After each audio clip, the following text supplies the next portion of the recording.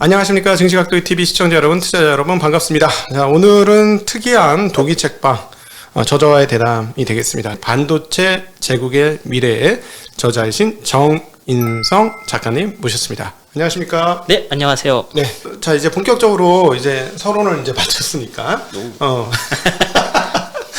미국 경쟁법이 발효가 됐습니다. 네. 저는 이 미국 경쟁법을 보면서 찐이구나. 네. 미국에서 실제로 찐으로 느끼는구나 이 위기를.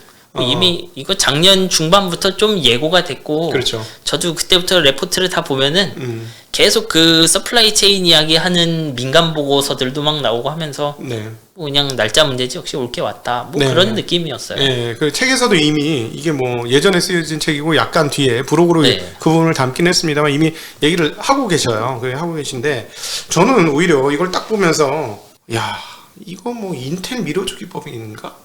인텔 글로벌 파운드리 결국은 우리가 이제 스마일 커브라고 얘기했던 설계와 마케팅을 맡아서 고수익을 창출하고 허드렛 일은 아시아권으로 넘기겠다. 이 그 스마일 커브. 근데 이 허드렛 일이라고 생각했던 게 갑자기 너무 고수익이 되는 이거 책에서 그 얘기 잘 하고 있습니다만 고수익이 되는 영역이 왔고 갑자기 헤게모니를 몽땅 잃어버릴 수 있는 그렇죠. 네. 마치 나는 엄청난 레시피를 갖고 있어야 했는데 부엌에 갔더니 조리할 기구가 아무것도 없는 그렇죠. 네, 예. 이런 상황이 된 거죠. 그걸 이제 압불사하고 네. 미국이 깨달은 거고 이래서는 안 되겠다. 최소한 우리 실제로 우리가 필요한 급하게 배고플 때 먹을 수 있는 유리장치를 만들어 놔야 되겠다. 네, 뭐 딱 그런 거죠. 예, 그게 지금 이 미국의 경쟁법으로 나왔고 그렇다면 미국의 파운드리를 짓겠다는 거고 핵심은 네. 사실은 저희들끼리 솔직히 까놓고 얘기하면 TSMC나 네. 삼성이 미국에 갈 이유가 없잖아요.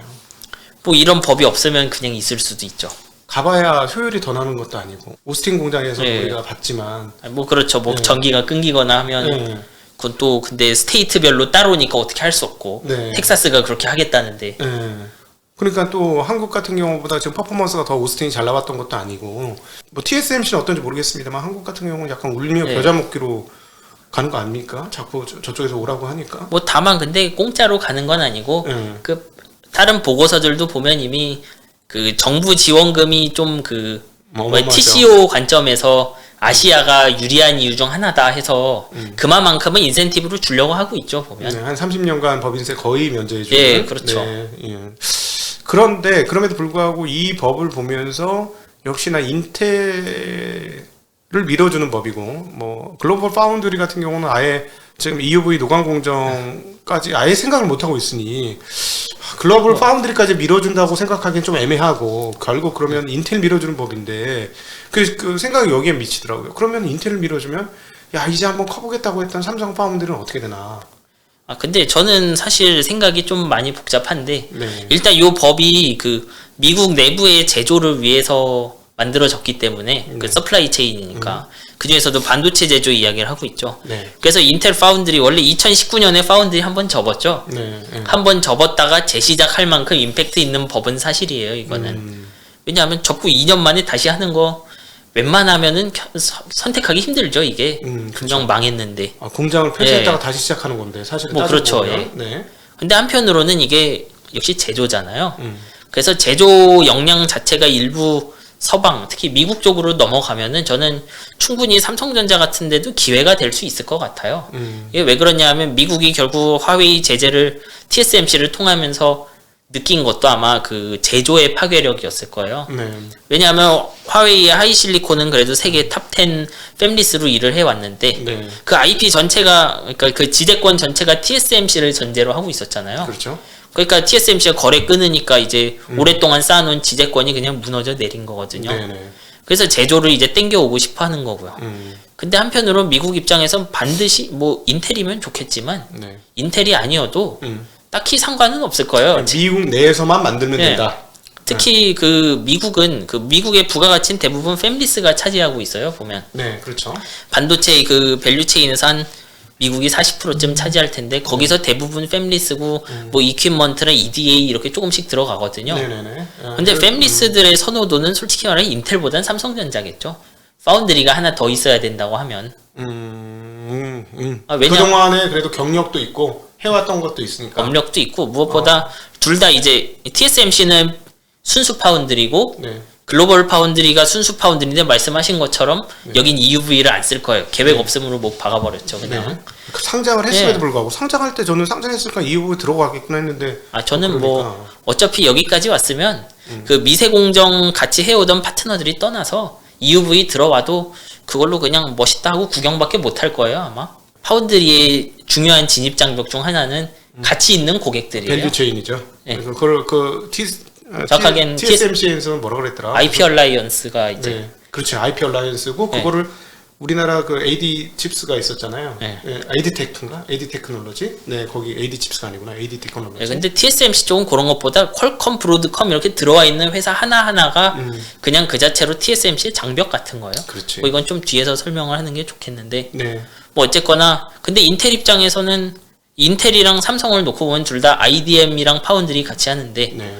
설계 자산의 규모가 인텔이 훨씬 커요 사실은. 그렇겠죠. CPU도 하죠. 그렇죠. 모바일도 뭐 하겠다 그랬다 망했다 그랬다. 근데 아예 안 할 거야 이런 선언은 또 안 하고 있고요. 아, 그렇군요. 예. 훔치려면 인텔이 훨씬 잘 훔칠 수 있구나. 인텔이 훨씬 경합이 강해요. 그러네. 요번에 인텔도 보시면 그 엔비디아가 머신러닝이나 뭐 그 가상화폐 이런 걸로 매출 막 오르는데 거기 캐파 부족하니까 TSMC 가고 갑자기 GPU 만들어 버리잖아요. 가서. 네. 그러니까 엔비디아 입장에서 인텔 파운드리 없으면 쓰긴 해야 되겠지만 좀 뻑적지근하겠죠.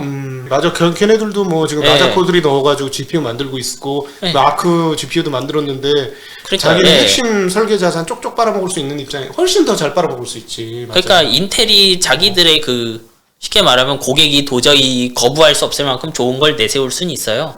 실제로 자기들 IDM 2.0 하면서 좀 이제 잘 될지 모르겠는데 신기한 것도 많이 봤고요, 제가. 네.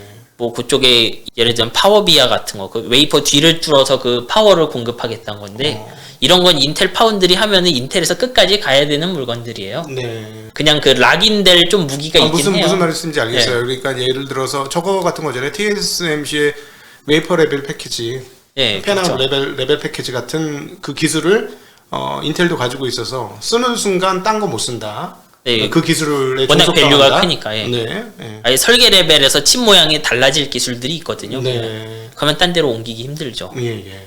근데 그렇게 해도 뭐 역시 제일 큰 위협은 얘네들의 설계 자산이고 예. 언제든지 팹리스 입장에선 경합이 붙을 수 있기 때문에 그에 비해서 삼성은 경합이 붙어봤자 뭐 퀄컴 뭐 이런 회사들이잖아요 지금. 그렇죠. 자기 설계의 그 종류가 아주 크진 않으니까. 스냅드래곤 뭐 엑시노스니까 엑시노스의 LSI의 네. 파워라는 게 사실 인텔의 쉽게 해서 그렇죠. LSI 파워하고는 비교 불가한 수준인 거죠. 인텔은 지금 뭐 작년까지도 세계 1위 매출하던 회사고 네. 뭐 그 중에 절반은 제조고 절반은 설계라고 쳐도 네. 그러면 굉장히 경합기도 크고 난감한 것이긴 하죠. 네. 그러니까 반대로 삼성전자가 이런 상황에 좀 뭐 비용의 그 디스어드밴티지는 있겠는데 네. 다행히 혼자 두드려 맞는 건 아니고 TSMC도 같이 그 비용 페널티를 받잖아요. 미국에 그렇지. 들어가면. 미국에 가면 그렇죠. 네. 대신 삼성전자는 그 팹리스와의 관계는 좀 덜하니까 물리적으로 가까워진 것 자체 좀 찬스로 쓸 수도 있다고 생각해요. 오히려 저는. 밸류 체인 만드는 데는 네. 미국이 더 유리할 수 있다. 왜냐하면 미국 현지니까 그 퀄컴이라든가 엔비디아라든가 AMD가 조금 더 접근성이 더 좋아지니까. 예, 왜냐하면 TSMC는 이미 그런 일할 프로세스가 있을 거예요. 대만에서도. 그렇죠. 이미 다 충분히 짜여져 있겠죠. 근데 삼성전자는 덜 할 거고 이게 같은 시간대에 일하면 이제 하다못해 매일 쓰면 다음날 받는 이런 것조차도 그 하나씩 이제 손톱 밑에 가시 같은 게 줄어드는 효과가 있을지도 몰라요. 네, 네. 뭐 중요한 건 실행이긴 하죠 여기서. 네네. 저는 어쨌거나 그냥 위협이라고만은 생각하진 않아요. 얘기가 나온 김에 그냥 바로 네. 그쪽으로 넘어가면 TSMC가 79년도부터 시작을 했나요? 거기서부터 예. 하나 쌓아온 이 업력이 사실은 앞서 말씀하셨던 각 회사와의 그 관계에 의한 아까 뭐 IP 얼라이언스죠. 네, 예. IP 얼라이언스로 이렇게 엮여져 있는 밸류 체인들이 네. 엮여져 있어서 이것 좀 해줘 이러면 이것 좀 이러면 오케이 하고 다 해주지만 예를 들어 삼성 같은 거 보면 이것 좀 해주세요. 네, 뭐라고요? 그럼 이거를 요렇게 해서 요렇게 해주세요. 그때 IP 얼라이언스 이야기는 네. TSMC 안에 같이 있는 그 팹리스끼리의 이야기에 가까워요. 네. 이게 무슨 의미냐 하면 이제 TSMC를 지키고 있는 큰 성벽 중 하나는 자체의 강력한 미세 공정 능력이에요. 네.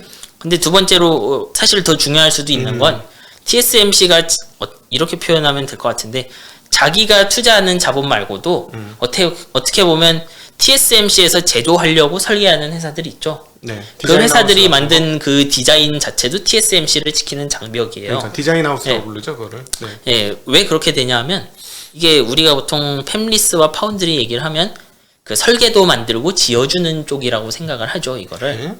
근데 실제로 이게 어떻게 생겼냐면 예를 들면 제가 그 설계 회사예요. 그래서 그 아파트 설계도를 만드는데 나중에 짓는 건 이제 TSMC가 지어줄 거예요, 제 네. 아파트를. 네. 근데 여기서 제 맘대로 짓는 게 아니고 TSMC가 쓸 수 있다고 말한 재료들만 쓸 수 있는 거야. 예를 들면 당신이 쓸 수 있는 기둥의 두께는 이렇게 네 종류 있고 그리고 벽돌의 재질은 몇 종류 그렇지. 있고 문의 크기는 어떻고 이렇게 정해져 있는 거죠. 네네네. 그거를 통해서 설계를 해 나가는데 그러면 제가 근데 집을 지으려고 하는 100층 집이에요.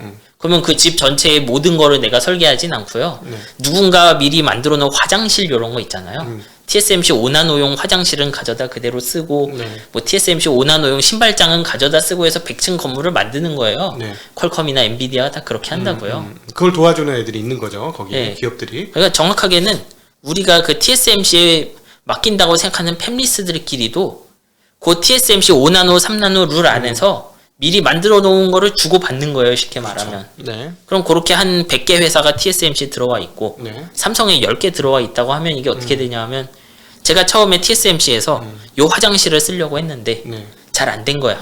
이 화장실 이거면 될 줄 알았는데 내가 설계를 좀 변경하니까 딴 화장실 좀 줄여야 될 것 같아요. 네.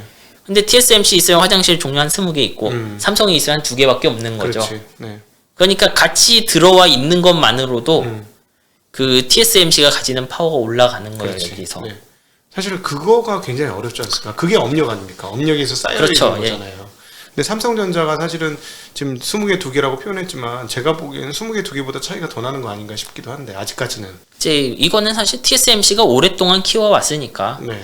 이게 원래부터 이러진 않았고 예전에 파운드리는 위탁 제조긴 했지만 이렇게 설계를 막 옮기는 게 그렇게 어렵진 않았어요. 정말 공정상의 어려움이 그렇게 크지 않았었을 예. 때가. 네. 근데 이게 소위 핀팻이라고 하는 그런 3D 트랜지스터 나오고 그러니까 제조업체도 그냥 막 공짜로 면적을 줄이고 그렇게 안 되고요.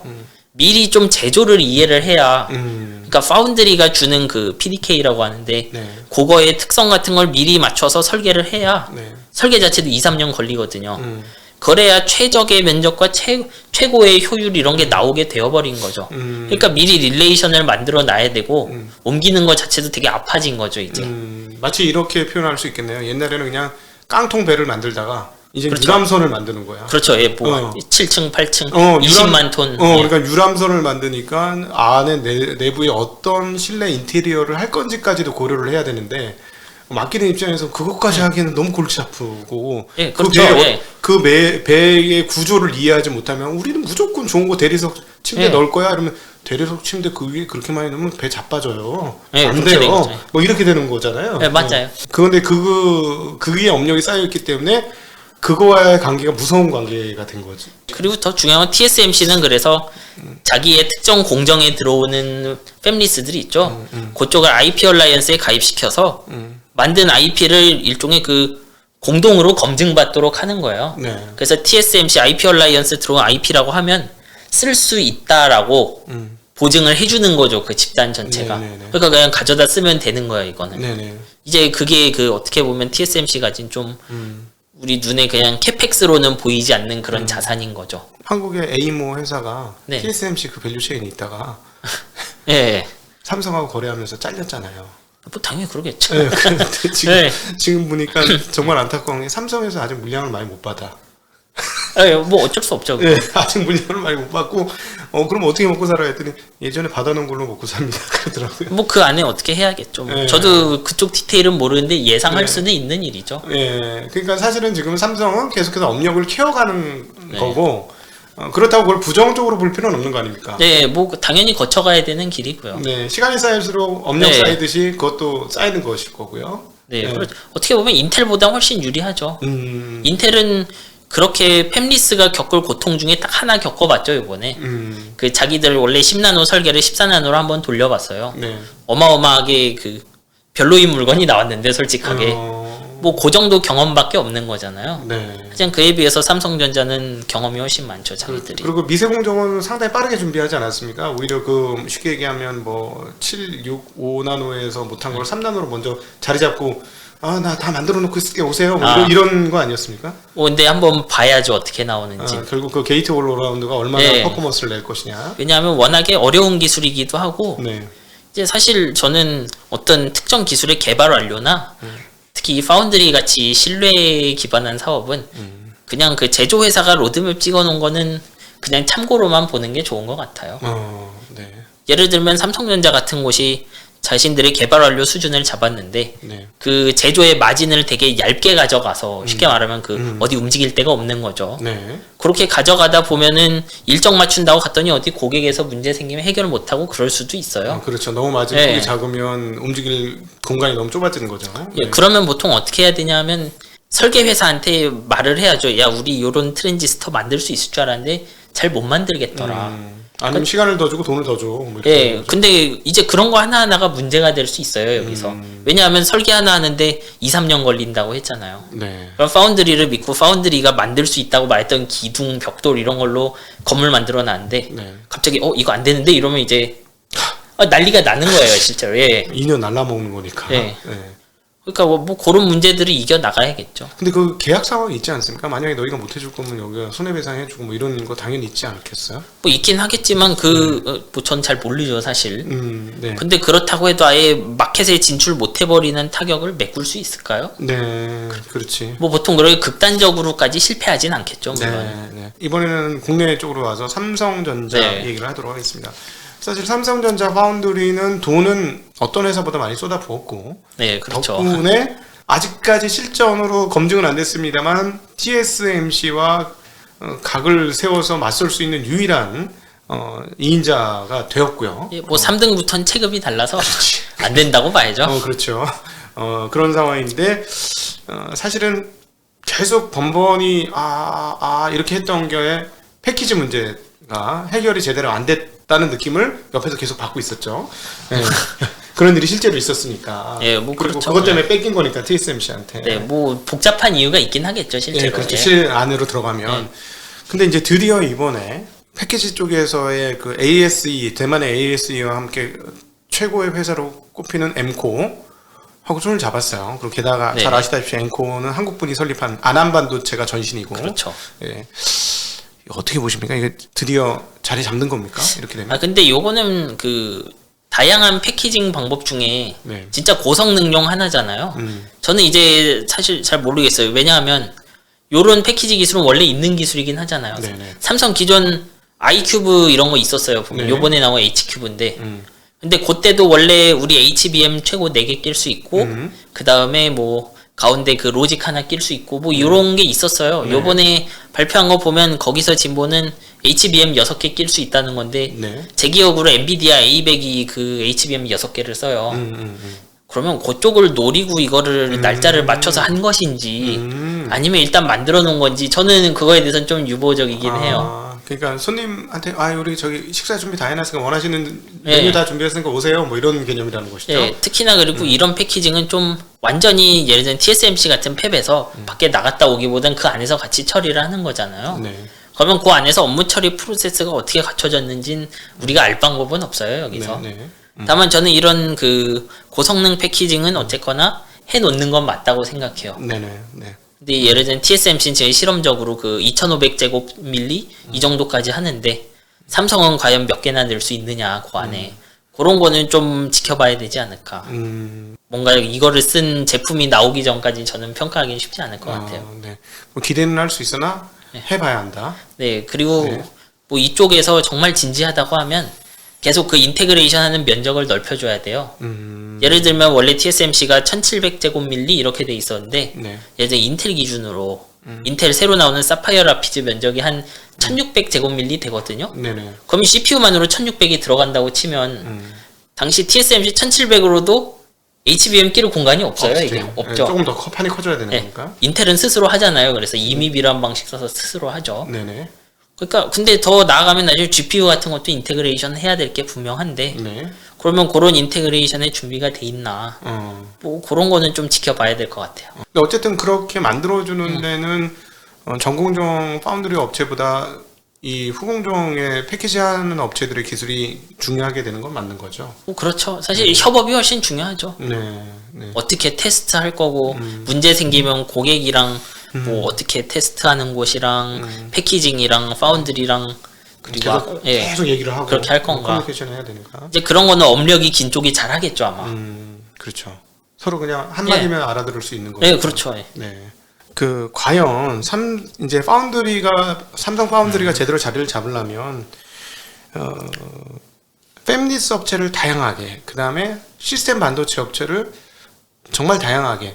TSMC 같은 경우는 수많은 시스템 업체들을 가지고 있지 않습니까? 그렇죠. 사실은 따지고 보면은 뭐 SMIC가 그걸 그렇게 잘할 것 같지는 않은데 옛날 뭐 마이크로따는 하겠지만 뭐 사실은 30나노 미만으로는 SMIC가 그렇게 못할 거고, 그럼 결국 중국에 있는 그 수천 개의 시스템 반도체 업체들이 다 TSMC하고 연결되어 있고, 뭐 그렇죠. 네, 그리고 뭐 우리가 알고 있는 거대한 팹리스 업체들도 다 연결되어 있고. 근데 사실은 삼성전자 입장에서는 큰 곳지만 또요. 이거는 전문 용어 좋아요. 계속 쓰세요. 괜찮아. 큰 덩어리. 큰 덩어리 원샷 원킬 하면 메모리만 한 거 아닙니까 사실은. 예, 뭐 그렇죠. 사실. IDM이 또 그냥 원샷 원킬로 큰 거 하나 딱 하고 그냥 한 품목 하고 마른 거. 물론 안에 가면 품목이 더 있지만 그냥 한 품목 딱 한 그렇죠. 건데 뭐. 성향이 전혀 안 맞는 거예요. 완전 그 도매상도 아니고 공장에서 야 저작거리 소매상으로 바뀌어야 되는 거잖아요. 백화점 영업을 좀 해야죠. 그렇죠. 쫙 이렇게 수많은 업체 하고 이렇게 시스템 반도체하고 해야 되는데 이거를 어떻게 하면 잘할 수 있고 과연 이거를 얼마나 시간을 줘야 되고 잘할 수 있을까 싶기도 하고 막 할 수 있을까? 뭐 이런 생각도 많이 드는데. 저는 사실 이런 걸 들을 때마다 어차피 뭐 삼성전자에 있는 사람들이 제일 잘 알 것 같아요. 그래서 제가 여기서 얘기할 수 있는 건 사실 어떻게 보면 이거 삼성전자 들으라고 할 얘기는 아니고 그냥 이 유튜브 보시는 분들을 위해서 하는 이야기에 가깝긴 하겠죠. 일단 제가 좀 인터넷을 보면은 이런 얘기들이 있어요. 한국의 그 팹리스가 부족하다 막 이런 거. 한국에 팹리스 거의 없죠. 네. 뭐 사실 팹리스 자체를 키우는 게 목적이라면 그런 얘기를 해도 되는데 그거는 삼성 파운드리가 잘 안 되는 이유는 아닐 거예요. 그건 아니다. 왜냐하면 설계를 진짜 의미로 잘하는 회사는 미국밖에 없어요. 왜 대만 미디어텍 그리고 또 뭐 있나 잘 떠오르질 않죠 사실.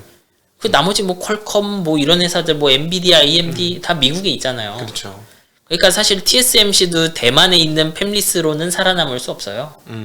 그 전 세계 팹리스 1위하는 미국의 수요를 끌어당겨야만 할 수 있는 거죠. 그렇죠. 달리 말하면 삼성 파운드리를 위해서 설계를 하는 건 옳은 방식은 아니에요. 가능하지도 않을 거고. 왜냐하면 그 수많은 TSMC 고객들도 TSMC 캐파에서 뭐 10%나 쓸까 뭐 이런 느낌이니까. 그렇죠. 뭐 몇몇 업체들이 한 8, 90%의 화력을 다 쓰고 몇몇 업체들이 그다음에 수백 수천 개가 나머지 10%를 통해서 나눠가질 거고. 뭐 그러면 우리가 아예 미국에 있는 모든 팹리스를 그 이길 만큼 팹리스 환경을 만들 게 아니라면 그쪽은 이제 파운드리를 위해 팹리스를 하는 건 의미는 없어요 사실. 그 자체로 팹리스 자체가 좋은 것일 뿐이지. 일단 그래서 삼성전자를 돕기 위해 팹리스 한다 이런 건 옳진 않아요. 그리고 뭐 완제품 포트폴리오 이런 이야기가 있는데 이게 좀 걱정을 시키긴 할 거예요. 근데 말했지만 지금 파운드리 한다는 인텔보다는 삼성이 훨씬 낫고 팹리스 입장에서. 그리고 팹리스 입장에서 어쨌거나 그런 삼성이어도 그냥 삼성이랑 충돌하지 않는 선에서 제2 파운드리를 키워놓으면 가격 협상력은 좋아질 거예요 TSMC에. 그러니까 얼마든지 삼성전자는 잘 할 수 있어요 사실. 근데 이제 저는 실제로 보는 건 이런 거죠. 그냥 이게 장기 신뢰에 관한 이야기니까 그냥 삼성전자 입장에서 어떻게 보면 디램 같은 건 세계 최초 뭐 개발 이런 것들이 많잖아요. 근데 그런 것보다는 그 팹리스들과 이제 접하는 엔지니어들 있잖아요. 그 사이에 업무 프로세스랑 커뮤니케이션 방식이 더 중요한 거라고 생각해요. 왜냐하면 자본을 더 쓰는 건 결국 노광기를 더 들여놓고 애칭을 더 하고 요런 것밖에 되지 않아요. 근데 실제로는 아까 말한 것처럼 그 PDK 쓰다가 뭐 특성이 조금 생각이랑 다르다든지 뭐 이런 이슈가 많을 거거든요. 그러면 그런 이슈 생겼을 때 TSMC랑 얘기하면 얼마 만에 원인을 찾는데 삼성이랑 하면 얼마나 걸리고 요런 일종의 좀 그 업무 프로세스가 중요한 것 같아요. 전 그 네. 안에서 이미 알고 있을 것 같은데 그쪽에서. 그럼 네, 딴 건 몰라도 우리 젊으신 분들, 20대 분들이나 그 더 청소년이나 이런 분들 입장에서는 이 시장은 분명히 커질 거니까 이쪽으로 경력 관리를 준비를 하면 굉장히 도움 되겠네요. 아니 뭐 당연히 괜찮죠. 그런 어려움이 있다고 해도 여전히 그 TSMC 뒤를 따라갈 회사는 삼성밖에 없으니까. 네. 네. 뭐 인텔이 무슨 요술을 부릴지 모르지만 이건 네. 정부의 도움만으로 될 일은 아니거든요. 네네. 뭐 자기 포지션이 생기긴 할 거예요. 네. 인텔 역시. 음. 하지만 뭐 2등을 뺏고 이런 거는 전 좀 먼 일이라고 생각해요. 하긴 뭐 우리가 이제 삼성전자가 안 된다고 했던 이유 중에 하나가 TSMC의 그 뭐 캐치프레이즈 우리는 고객과 경쟁하지 예, 않는다. 뭐 그 얘기했으니까 훨씬 불리하잖아요. 이런 그래서. 입장에서 보면 인텔은 모든 고객이 네. 경쟁사인데. 그렇죠. 네. 전 고객이 경쟁사인 거잖아요. 네. 인텔 입장에서는. 뭐 네. 그런 거죠. 네. 그렇군요.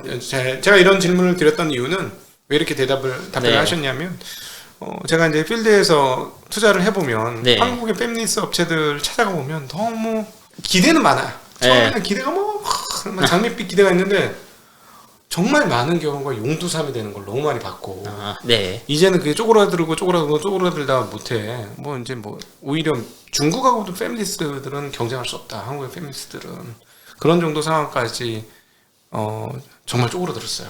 뭐 눈에 띄는 회사가 없어요. 아예. 네. 뭐, 투자할 만한 회사도 상장된 기업 중에서는 거의 잘 안 보여요, 별로. 뭐 그냥 삼성 LSI를 팹리스라고 치면 그거는 네. 모르겠지만 비상장이니까 우리 입장에서는 네, 투자할 수 없는 거고. 네. 그래서 그러면 이게 생태계가 잘 만들어지겠나? 팹리스가 많은 뭐 중국, 대만 아니지 중국, 네. 대만 그렇지 거기에 입장하고는 전혀 달라서 오히려 이제 세세한 이런 그 고객을 응대하고 하는 그 능력들이 되게 오래 걸리지 않을까라고 네. 질문을 드렸던 거고요. 그러니까 거기에 대해서 오히려 어차피 핵심은 미국 팹리스에 있고 미국 팹리스와 네. 거래를 잘 트고 거기에 관계를 잘하는 것이 훨씬 더 삼성전자에 나아갈 기다. 예, 저는 그래서 되려 지금 뭐 팹리스 얘기를 하셨는데 네. 이 한국에서 팹리스를 뭔가 하고 싶다고 하면요. 뭐 어설프게 미국 대만이 하고 있는 AP, GPU 이런 걸 따라가려고 하는 건 그렇게 옳은 선택은 아니에요. 네. 아까 말한 것처럼 GPU는 쿠다 깔려 있고 네. 어차피 AP는 다 사람들 퀄컴 5G 맞춰서 해봤는데 누가 한국 팹리스에 AP를 써보겠어요. 네. LG도 이제 뉴클런 이런 거 했는데 잘 되지 않았잖아요. 네. 결과적으로. 네. LG보다 작은 회사가 하면 잘 되지 않을 거라고요. 네. LG가 못나서 그런 게 아니에요. 남의 필드에 가서 싸우니까 잘 되지 않는 거예요. 네네네. 그래서 미국에서도 보면 그 인공지능 칩을 한다는 수많은 팹리스들 벤처가 나와요. 예. 근데 그 중에 이제 정말 좀 찬스가 있으려고 하면 엔비디아가 노리지 않는 영역들이 있죠. 이제 엔비디아라는 회사는 어떻게 보면은 완제품, 양산품을 만들어야 되는데 네. 그쪽이 좀 노리지 못하는 마켓을 노리는 곳들도 있어요. 네. 예를 들면 어떤 회사는 아예 웨이퍼 레벨 엔진이라고 웨이퍼 전체를 GPU처럼 뉴럴 전용으로 대신 그렇게 만들어요. 근데 그런 것들은 좀 성공할지 아닐지 모르는데 네.